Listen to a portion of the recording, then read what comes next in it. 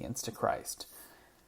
Really, another third point to overcoming negativity in the world is also surrounding ourselves with the people who are going to uplift us. This might be a tough point, but there are some people out there who we get stuck interacting with who, sometimes whether it's family, coworkers, right?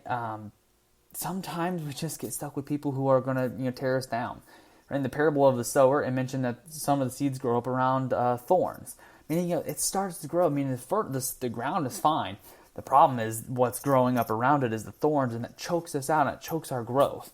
Right? So if you're trying to transform and you're trying to grow, the people around us might be, I guess, the thorns that will strangle our growth. Right? We might not. I got very fortunate. I had very supportive family members, and Shiloh has been extremely supportive and encouraging. And without that encouragement, without that, I don't see, it would have been choked off, right? It would have maybe grown a little bit, but it could have been choked off by just the people we have around us. So we also need to watch, who we have in our lives. And, the negativity that can affect growth, I think can be summed up, and I'll add this to the show notes, and I'll add all the books that I've mentioned. I'll add those in the show notes as well, but there's a really powerful scene, probably everybody has seen it by this point, is from the movie Facing the Giants, right? The death crawl scene where you have the coach challenges one of the guys to go to the 50-yard line with doing the death crawl with somebody on his back.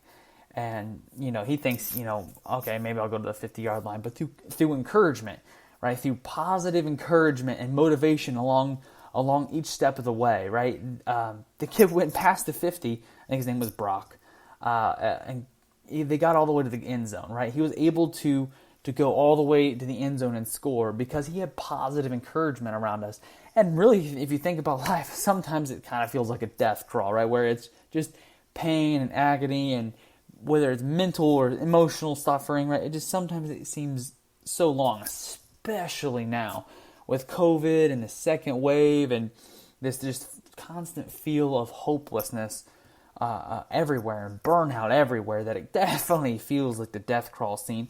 But I think a lot of people, especially myself, have been able to endure it a little bit because we've had that positive encouragement. We've had those people around us. And I kind of picture those people kind of like the coach was motivating Brock to go through the death crawl, right? I kind of picture those as our great cloud of witnesses that Hebrews 12 talks about, where it says, therefore, since we are surrounded by so great cloud of witnesses, let us lay aside every weight and the sin which so easily ensnares us, and let us run with endurance the race that is set before us, looking unto Jesus, the author and finisher of our faith, who for the joy was set before him endured the cross, despising the shame, as he sat down at the right hand of the throne of God. Right? So the scene where Face the Giants, right, where he's got the motivation, that's how I picture the great cloud of witnesses, right? They're cheering us on. They're telling us to keep moving. They're telling us, just to keep going through. They know the pain. We just got to keep giving it our best, and we got to keep going, right? We just got to keep moving on. And I don't know who needs encouragement today, and I don't know who's out there who just kind of feels burnout, and you're struggling with the pain and stuff like that of whether it's work or whether it's just the constant barrage of bad news out there.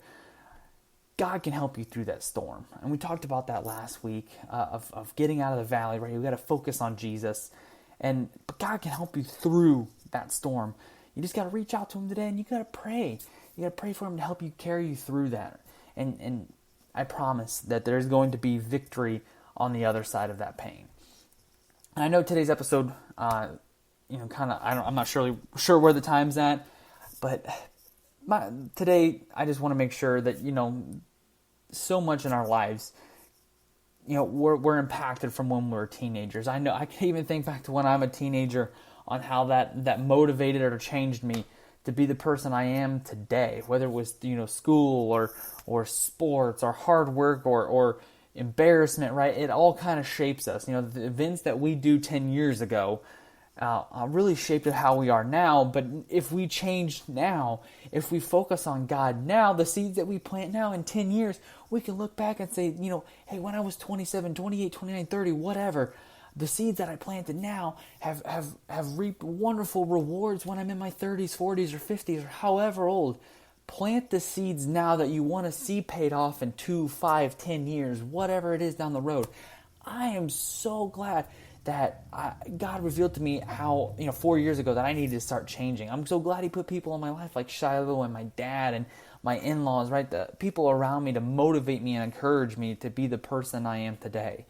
And just do that, and do that for somebody. Maybe your job, maybe you don't need to transform right now. Maybe your job is just to maybe encourage somebody and show them, hey, I'm seeing you as this person, right? You're this person now, but maybe God is calling you to be somebody else, somebody better.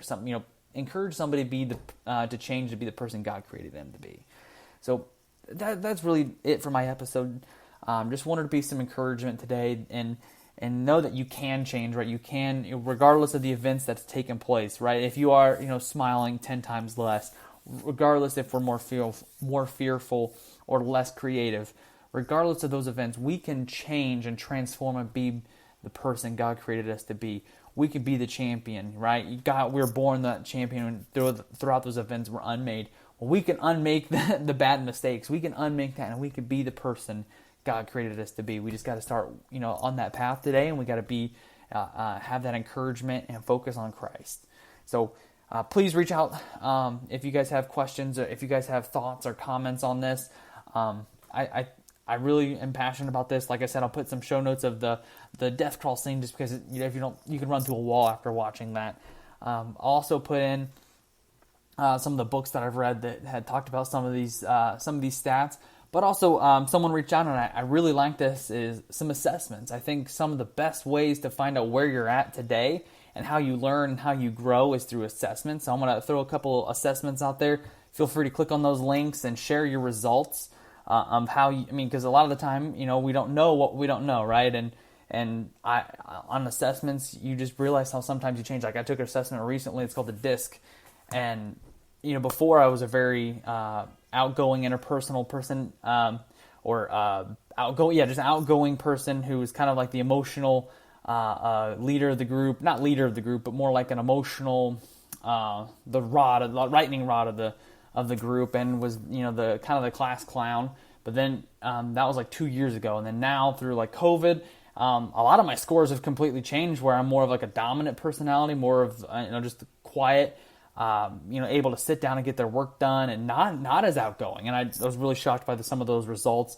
I'll share some of the other results from other assessments I've took. So, like I said, feel free to reach out. My Instagram is rev_McMullen94. I hope you guys enjoyed this episode, and I will talk to you guys next week.